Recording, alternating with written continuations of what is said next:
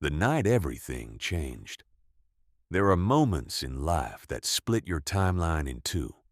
The person you were before and the person you became after. Most people expect those moments to involve something dramatic, something obvious. A car crash, a natural disaster, a phone call that changes everything. Nobody expects it to come from a dating app. But that's exactly what happened to me. Twice. And if you've ever opened one of those apps late at night, bored, maybe a little lonely, telling yourself it's just for fun, then you need to hear what I'm about to tell you.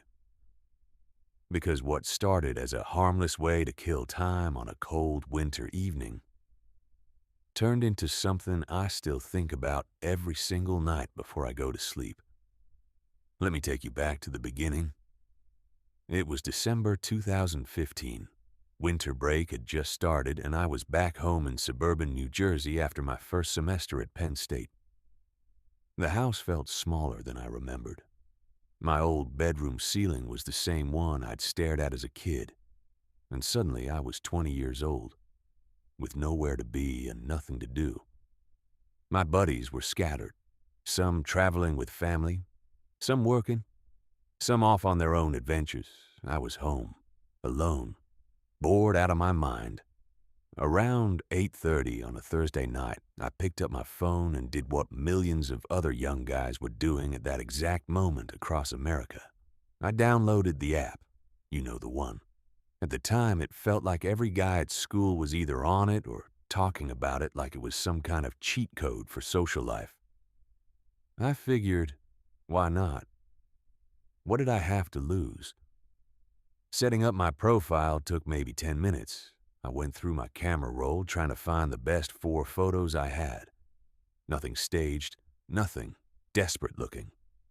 I picked one from a hockey game at Penn State, one from a summer beach trip, one where I happened to catch good lighting at a backyard barbecue, and one casual shot where I actually looked like a normal, decent-looking human being. For the bio, I kept it simple. 6 feet tall, hockey player, gym rat, college junior. Nothing clever, nothing trying too hard. Then came the swiping. I went right on pretty much everyone. I'll be honest. I wanted to see how the whole thing worked, how many people would match back, whether the algorithm was even real. I burned through all my available swipes faster than I expected and got 0 matches. 0. I sat there staring at my phone with this hollow feeling in my chest. I'd always carried a quiet confidence about my looks. Nothing arrogant, just a general sense that I wasn't hard to look at. But those empty results hit different. There's something uniquely brutal about a system that lets you like 100 people and sends back nothing but silence. I almost deleted the app right there. But then, a single buzz. One notification. Congratulations, you have a new match. I nearly dropped my phone. I tapped into the app so fast I almost fumbled it off the bed. And when her profile loaded, I genuinely forgot to breathe for a second. She was stunning. Not just pretty for a dating app, stunning. Actually, genuinely, unrealistically beautiful. Dark auburn hair, bright-eyed. The kind of smile that looks effortless, 'cause it probably is. 4 photos, one at what looked like a beach bonfire, one with girlfriends at a college football tailgate, one leaning against a brick wall somewhere in Manhattan, and one that looked like it was taken at a rooftop party somewhere downtown. Her name was Kayla, 20 years old. Syracuse University. I messaged her the most uncreative thing a person can possibly type. Hey, with a smiley face emoji. She responded in 10 seconds flat. Hey, cutie. My brain short-circuited. I spent about a minute typing and deleting responses before. I landed on something about how she looked like she was in a sorority and that I had a friend in a similar one at Penn State. Lame? Absolutely. But she didn't seem to care. OMG, that's so cool, she wrote back. Then, before I could even respond, You're seriously cute, and you're like so close. What are you doing tonight? I told her I was home watching Elf, the Will Ferrell movie, a Christmas classic, and that my plans were, as I put it, extremely exciting. She sent back, "No way. I'm watching the same thing. You should come over and we can watch it together." Now, I want you to understand something. In the moment, this felt like winning the lottery. A gorgeous girl, same movie, same night, practically begging me to come over. My 20-year-old brain did not pause to ask a single logical question. I said I was down, asked for her number, and when she gave it immediately, I waited exactly 62 seconds before texting. Just enough to not look desperate. The text went through as a regular SMS, not iMessage. I noted it but didn't think much of it. People had Android phones, whatever. "Hey," I texted, "hey, come now." And then an address. I plugged it into Google Maps. 5 miles away. 8 minutes. I told my mom I was heading out, grabbed my jacket and drove. The neighborhood on the other end of those 8 minutes was not what I pictured. I don't mean dangerous, not in the obvious, cinematic way. It was quiet. Too quiet for a December night in Jersey. The kind of quiet that sits just a little too heavy, where the streetlights are spaced too far apart, and there's no foot traffic, no dog walkers, no signs of human life. I pulled up to the house. My first reaction, it was bigger than I expected. Older too. Set back from the road, bordered by mature trees on both sides that blocked the view from the neighboring houses. Across the street was one of those wide, shallow drainage basins, a bowl of land dug into the earth that fills up during heavy rain. Empty now, just dark space and trees behind it. There were 2 cars in the driveway. That was the first flag. She lived alone, she'd implied, or at least had the place to herself. 2 cars meant 2 people, minimum. I texted, "I'm here." Her response came fast. "Come around back. Front door is loud." I topped back, "Are your parents home?" No response. I sat in the car for maybe 30 seconds, door half open, one leg out. The logical part of my brain was sending up flares. The 20-year-old part of my brain was thinking about the girl in the tailgate photo. I got out. Walking around the side of the house, I noticed immediately that there was no fence. Nothing separating the front yard from the back. The house had one of those old aluminum frame windows along the side, and as I passed it, I caught movement. A gap in the blinds. Someone holding them slightly open, just enough to see through. The moment I turned my head, the blinds dropped back into place. I stopped walking. I pulled out my phone. "Was that you at the window?" Nothing. I stood there for a long moment. The neighborhood was completely silent. No wind, no traffic, no sound at all. And I was standing in the dark on the side of a stranger's house. I kept walking. The backyard was accessed by following the narrow path between the house and the trees. Before I turned the corner, I heard it. Faint, brief, unmistakable. The sound of a lawn chair shifting against concrete. The kind of sound that happens when someone who was sitting very still suddenly adjusts their weight. I stopped at the corner of the house. Something primal fired in my brain. Not panic, not yet, but a deep animal alertness. The kind your body generates when it doesn't know what's on the other side of something, but it knows something is there. I eased my head around the edge of the brick wall. Just barely. Just enough to see. The backyard was empty. Or at least it looked empty. A rusted-out gas grill. A busted lounge chair that had seen better decades. Overgrown grass. A cluster of trees at the far edge swallowed by darkness. And a back door One of those 1970s sliding glass doors with aging aluminum frames, the kind where the seal doesn't quite meet anymore, where you can feel the cold coming through even on the other side of the glass. No, Kayla. No lights on inside either. Not a single one. The entire house was dark. I texted her, "I'm at the back door. Where are you?" 10 seconds. "Come in." I stared at that message for a long moment. 2 words. Come in. Into a dark house, with 2 cars in the driveway, a face at the window, a sound from the backyard, a number that wasn't iMessage. I decided to call her. I opened the dialer, typed in the number she'd given me, and hit the green button. The screen changed, not to a ringing call, to a landing page I recognized immediately. A service that allows users to generate temporary, disposable phone numbers for calls and texts. The kind of thing you use when you specifically do not want to be traced. She had given me a fake phone number from the very beginning. And then, before I could even process what that meant, I heard it. A ringtone. Coming from directly behind the sliding glass door. I took 1 step closer to the glass and looked in. The house was dark, but not completely. There was a faint glow. The pale blue light of a phone screen pressed against someone's chest or leg to muffle the brightness. Right next to the door, maybe 18 inches from where I was standing. Someone was leaning against the wall beside the entrance, holding a phone that was currently ringing because I was calling it. Whoever was on the other side of that door was not Kayla. I did not run. I want to say that again because it matters. I did not run.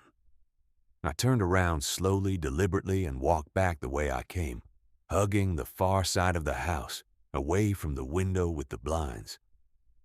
As soon as I was past the corner and out of view of the glass door, I moved.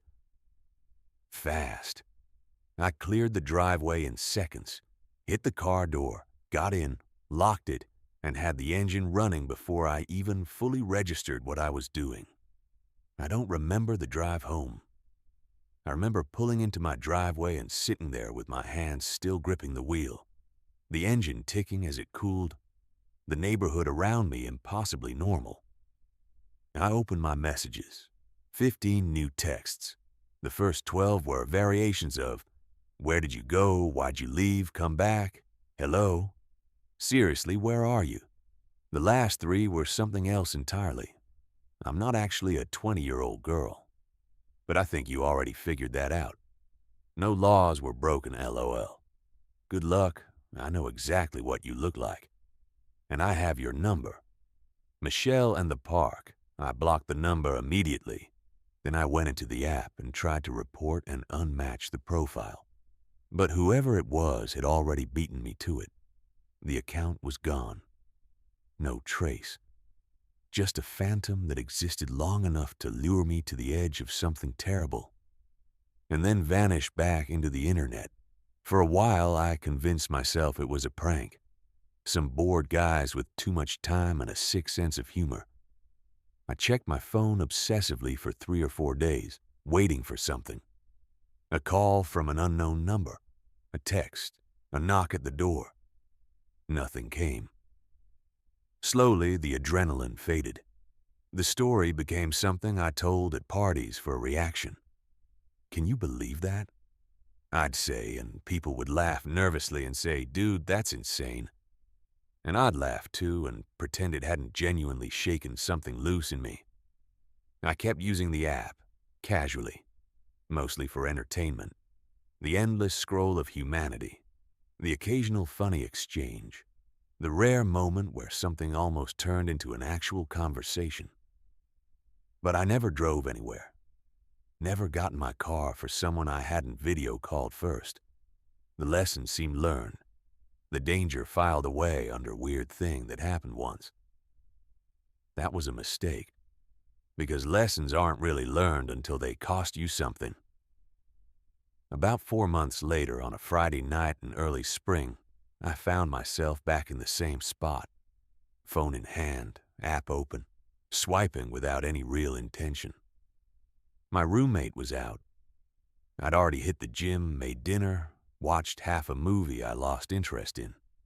It was one of those nights that had too many hours in it. I matched with maybe 20 people in the first half hour. Sent out a few opener messages, nothing serious. Mostly the kind of thing you say when you're not really trying. But then, one of them messaged me first. Her name was Michelle. Michelle was 23, blonde with the kind of effortless, sun-warmed look that made her seem like she'd just come back from a semester abroad in Southern California. Her photos were consistent and real feeling. A hiking pic. A candid at what looked like a rooftop bar in Chicago. A group shot at a wedding where she was clearly the one everyone else wanted to stand next to. She had an actual bio. Thoughtful, a little funny, the kind that made it feel like a real person wrote it. The fact that she messaged me first was enough to put me slightly off my game. That almost never happened. Not like this. Not with someone who looked like that. "Hey, I actually read your bio," she wrote. "Hockey player who also reads?" I'm intrigued. I'll be honest, I'd written one line in my bio about finishing a book that summer and she caught it. Suddenly, the conversation felt like it had actual gravity. We talked about books briefly before pivoting to the usual things, where we'd grown up, what we did, what we liked about the city we were both apparently living in or near. At some point, I made a deliberate choice to push the conversation in a more direct direction. I'd had a couple drinks. The night was going nowhere otherwise. She responded in kind, matching energy, matching tone. It escalated naturally, the way those conversations do when both people are actually interested. When I asked for her number, she gave it immediately. I texted her. It came through on iMessage. Blue bubble, real account, real phone.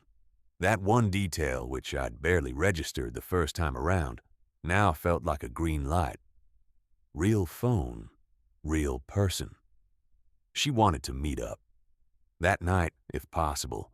But, and this was the only hesitation, she said she wanted to meet somewhere public first, just to be safe, before going back to her place. Which honestly felt responsible, normal, smart even. "I get that completely," I texted back. "Where were you thinking?" She named a small neighborhood park about 1.5 miles from where she said she lived. She suggested 10 p.m. I glanced at the clock. It was barely 9:15. The park was maybe 10 minutes away. Something in the back of my head registered the hour. 10 p.m. was late for a first meeting, but I silenced it. She'd said she worked evenings. She was free now. The park was public. What was the problem? I spent the next 40 minutes getting ready like I actually had somewhere important to be. At 9:45, I texted a quick confirmation. She replied immediately, "Still on. See you there." I drove over and got there a few minutes early. The park was small, the kind of neighborhood green space that exists more as a checkbox than an actual destination. A swing set, a slide, a small climbing structure that was clearly designed for kids under 10, a concrete path that looped around a stretch of grass and then disappeared into tree cover on both ends, and a small utility building, one of those squat concrete structures that serves as a public bathroom. Locked after dark in most parks like this, but still standing at the edge of the playground like a silent gray box. There were no other people. On a weeknight at 10 p.m. in a residential neighborhood, that wasn't surprising. But combined with the tree coverage and the way the darkness seemed to press in at the edges of the single motion-sensing light mounted on the bathroom building, it felt more isolated than it probably was in daylight. I sat on one of the swings and pulled out my phone. 10:02 p.m. I texted, "Hey, I'm here." No response. 10:05. Nothing. 10:08. Still nothing. I told myself she was driving. Bad signal. Running a few minutes late. Totally fine. Totally normal. I pushed off absently on the swing, the metal chains creaking in the quiet, and I stared at my phone and tried to think about anything other than how still and dark it was in that park. And then I heard it. From inside the bathroom building. A sound. Muffled but deliberate. The kind you don't make accidentally. The specific clunk of something inside a public restroom that's supposed to be locked at night. I stopped swinging. The chains went quiet. And in the silence that followed, I heard it again. Just barely, just once. A flat, dull impact against a hard surface, like the heel of a hand pressing down on something, or a shoulder blade settling against a concrete wall. Someone was in that bathroom. I told myself, it's a public park. Could be anyone. A homeless person, maybe. Someone with nowhere else to go. But the parking lot behind me was empty. There were no bikes at the rack near the entrance, no sound of anyone approaching from either direction. And the park was clearly not the kind of place that attracted foot traffic at this hour. My phone buzzed. I fumbled it, getting it out of my pocket. New text from Michelle. Hey, just got here. Come into the bathroom. I have a surprise for you. The swing stopped moving entirely. I just held my phone and read that sentence 3 times. Come into the bathroom. The bathroom that was supposed to be locked. The bathroom that had just made a sound.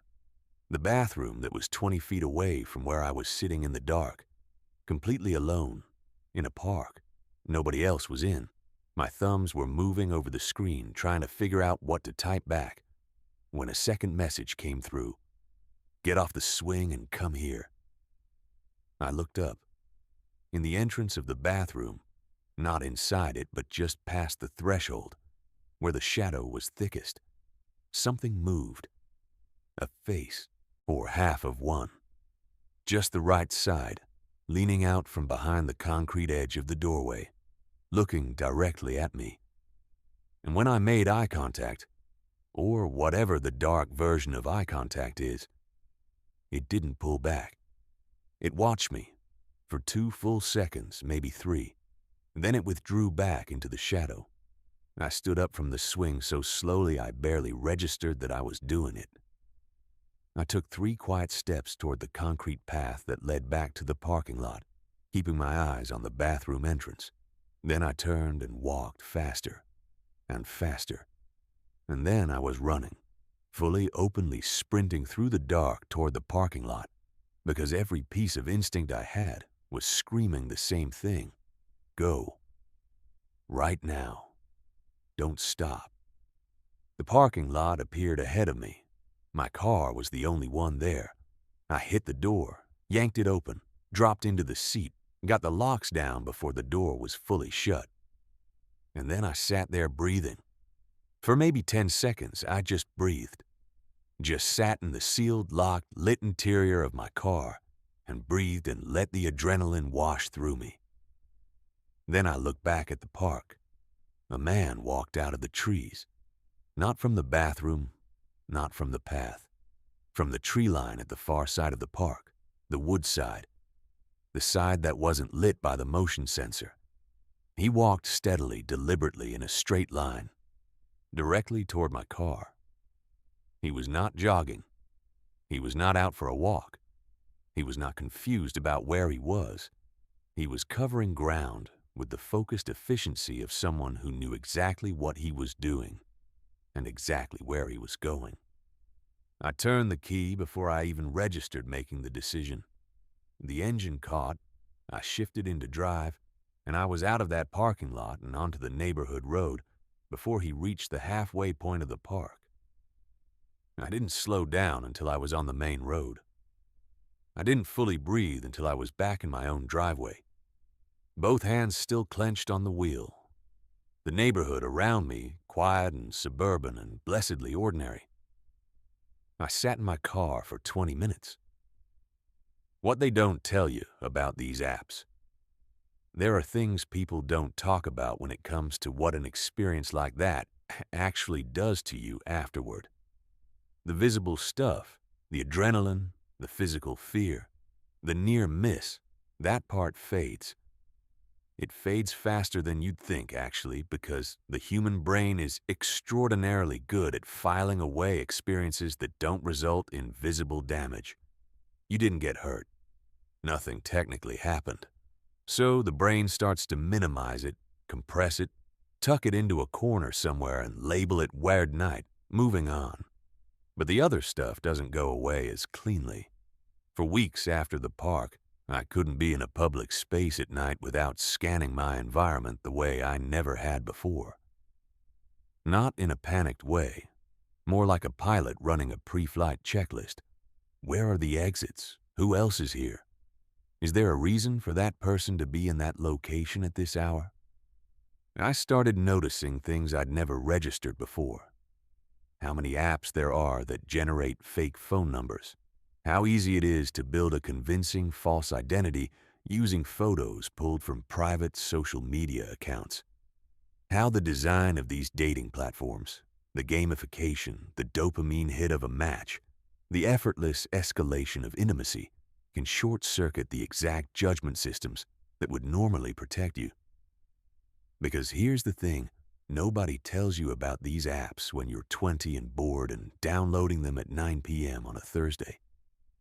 They are extraordinarily efficient at creating trust, not real trust. The kind that develops over time through shared experience and demonstrated character.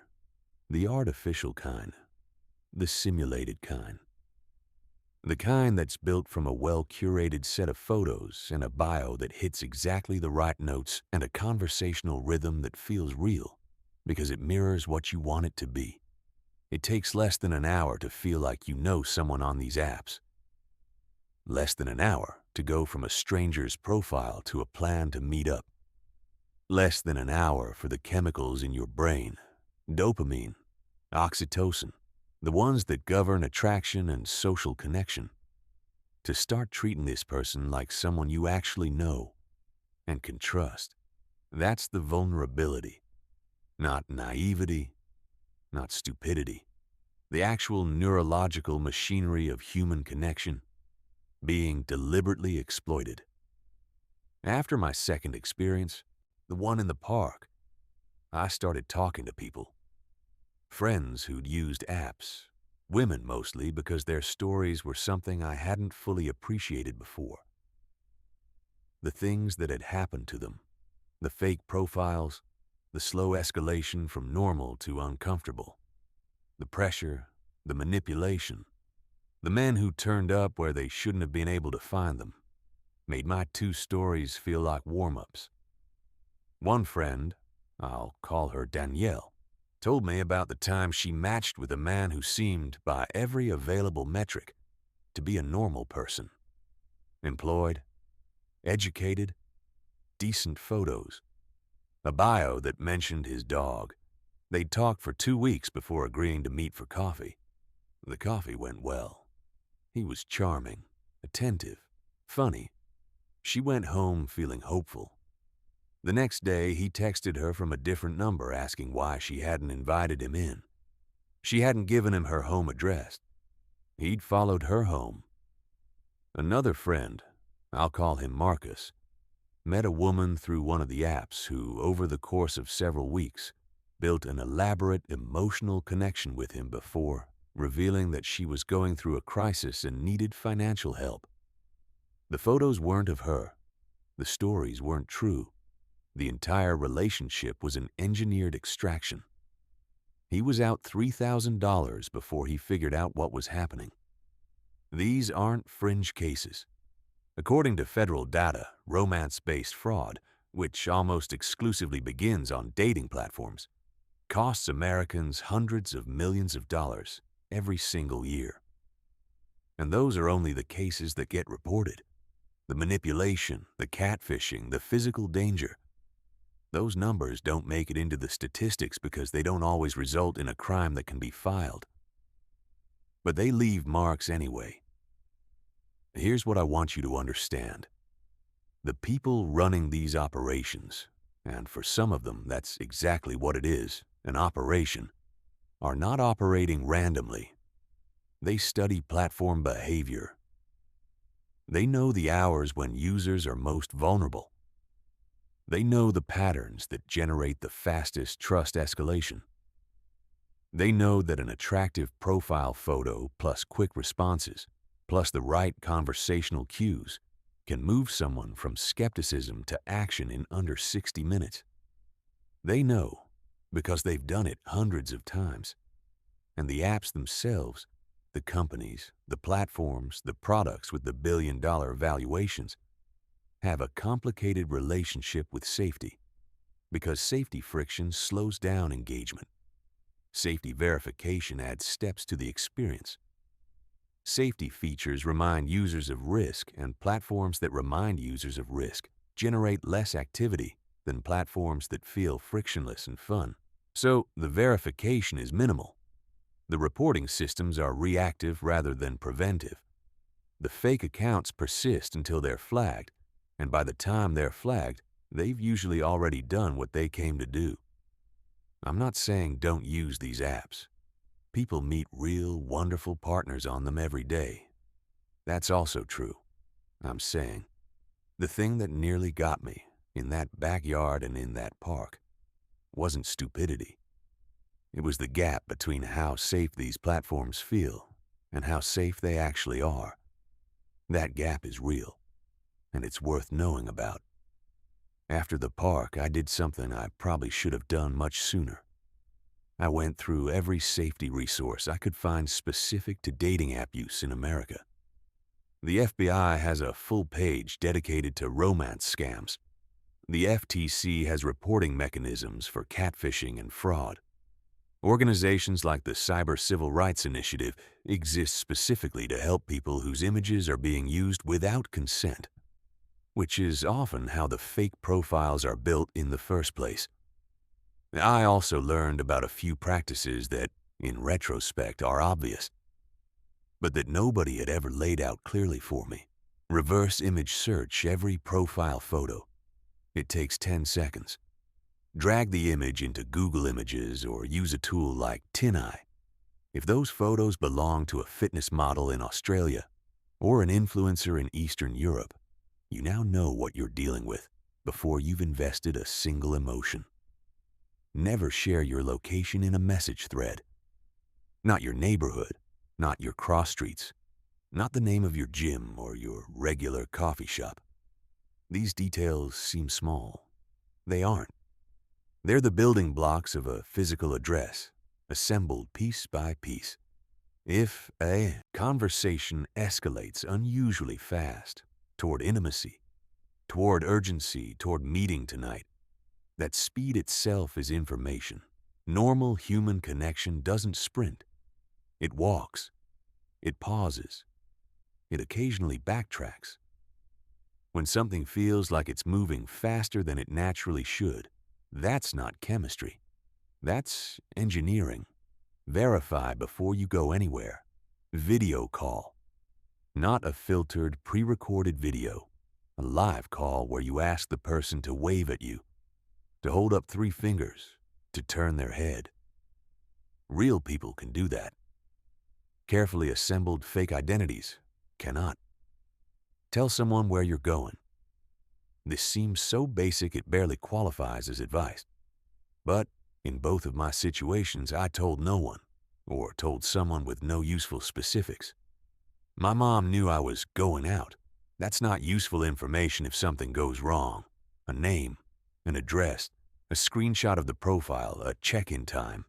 That's useful. Trust the feeling, not the explanation you give it. I froze at the corner of that house in New Jersey and talked myself into walking further. I heard a sound from a locked bathroom at 10 p.m. and sat there waiting for a text. The feeling was correct both times. The explanation I gave myself was wrong. Your nervous system is not performing a risk analysis. It's registering information your conscious brain hasn't fully assembled yet. When it fires, listen.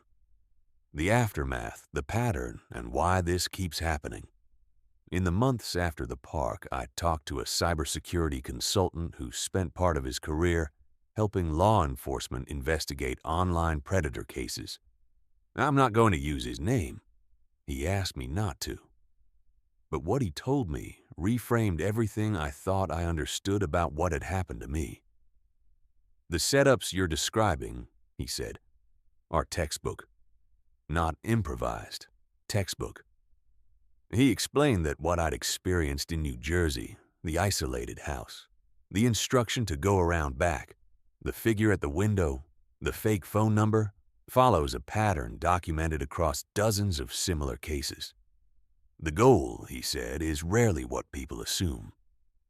People hear these stories and they think, robbery, he said, or worse, and those things happen. But often the actual goal is something more complicated. Blackmail material, a photo or a video taken without consent that can be used as leverage later, or recruitment, vulnerable individuals brought into situations they can't easily exit, or pure psychological dominance. Some of these people just want to watch someone fall for it. That last part sat with me for a long time. Just want to watch someone fall for it. He told me that the profile that lured me to that house, the 20-year-old girl from Syracuse, was almost certainly not built by one person. These operations, the sophisticated ones, often involve multiple individuals playing specific roles. One person manages the text conversations tuned to match the target's tone and pace. Another monitors the location in real time. A third is physically present. The photos are scraped from genuine social media accounts, selected because they're attractive but not famous, not traceable through a casual reverse image search. The fake phone number service I'd identified, the one that revealed itself when I tried to call, is commonly used precisely because it creates a buffer. Even if a target tries to report the interaction, the number leads nowhere. The Tinder account gets deleted before it can be reported. The digital footprint is minimal by design. These people aren't amateurs, he said. They've done this before, probably many times. I asked him about the park, the woman, Michelle. He listened to the details and was quiet for a moment. That one's different, he said. The bathroom instruction, the figure at the door, that's escalation bait. They wanted you inside an enclosed space before you'd had time to fully register the situation.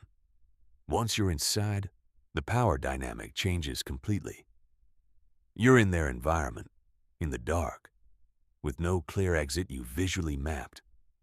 He said the man who emerged from the tree line at the end, the one who walked toward my car, was almost certainly a backup, someone positioned at a secondary exit point in case the primary plan failed.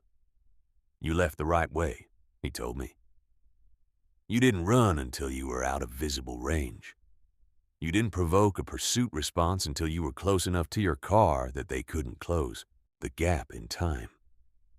I hadn't thought about it that tactically. In the moment, I was just moving on instinct. That's usually what saves people, he said. Not strategy. Instinct. The problem is we spend a lot of time training people to suppress instinct because it's socially uncomfortable. Don't be rude. Give the benefit of the doubt. Maybe you're overreacting. He paused. But your nervous system doesn't overreact. It processes information faster than your conscious mind can. When it tells you something is wrong, something is wrong. The social script can wait. I've thought about that conversation probably more than any other I've had in the years since. Because that exact thing, is what almost got me. Both times. The gap between what my body was registering and the story I was telling myself to stay in the situation. She's probably just being playful. standing outside a dark house with 2 cars in the driveway. It's a public park. It's probably nothing. Sitting alone at 10 p.m. listening to sounds from an allegedly locked bathroom. The social script was working against me. The training to not be rude, not seem paranoid, not overreact. That training was functioning as cover for something that wasn't safe. After everything, I made one decision that I've kept. I deleted the app. Not as a dramatic gesture, not because I thought dating apps were inherently evil, or because I wanted to make some kind of statement about technology and modern connection. I deleted it because, for me, at that point in my life, the cost-to-benefit ratio had gone somewhere I didn't like. 2 experiences, one that scared me moderately and one that genuinely changed how I understand my own vulnerability, were enough to make the casual swipe feel like a different activity than it had seemed before. I know that's not everyone's conclusion. I know people for whom these apps have been wholly unremarkable and fine. I know people who met their spouses through them and would defend them without hesitation. I'm not arguing against them. I'm telling you what happened to me and what I learned, and what I now know that I didn't before. Here's the last thing. A few weeks after the park incident, I was talking to my older brother, the only family member I told about either experience, and he asked me something I didn't expect. "Were you ever actually scared?" he asked. "Like, in the moment, not after, during." I thought about it for a while. "Yes and no," I said. In the backyard, I was more keyed up, like my body was running faster than my mind. I knew something was wrong before I could say what it was. And the park. The park was different, I said. The park was the first time I felt like I understood, actually understood, that I was not in a safe situation, that someone was trying to put me somewhere I couldn't get out of. He was quiet for a moment. "And now," he said, and I thought about how I park my car these days, how I noted exit points in restaurants, how I'd started checking the back seat before getting in, not because I expected anything, but because I didn't used to check and now I did. How the idea of driving to a stranger's house at night, alone, at the suggestion of someone I'd known for 45 minutes, felt like something from a different life. "I feel like I learned something," I said. "I'm not sure I'd call it a good thing, but it's something." He nodded. "Most people don't get the warning," he said quietly. "They just get what comes next." And that's the thing I keep coming back to. The thing that feels most important to say. I got 2 warnings. 2 moments where the situation revealed itself just enough, and I was close enough to my car, and I moved fast enough that I walked, or ran, away from something I still don't fully understand. Most people don't get the warning. So if you're reading this and you use these apps, or you're thinking about starting, I want you to carry a few things with you into that experience. The feeling is real. If something doesn't sit right, that's data. Your body is running calculations you can't consciously access, and when it fires an alarm, that alarm means something. It doesn't mean you're paranoid. It doesn't mean you're rude. It means your nervous system has registered an inconsistency, and you owe it to yourself to take that seriously. The distance between a profile and a person is larger than it feels. The apps are designed to close that distance fast, to make a stranger feel familiar in a way that bypasses normal caution. That speed is a feature of the platform. Slow it down deliberately. Give yourself time to notice things. You don't owe anyone a meeting. You don't owe anyone your location. You don't owe anyone the benefit of the doubt you haven't earned yet. These are apps. The social obligations we feel in face-to-face situations do not apply here, and the people who would exploit you know that you feel them anyway. Tell someone where you're going. every single time. Name, address, screenshot, check-in time. Make it a habit so automatic you do it without thinking. And if your gut says run, run. Don't walk back around the house casually, calculating how not to seem paranoid.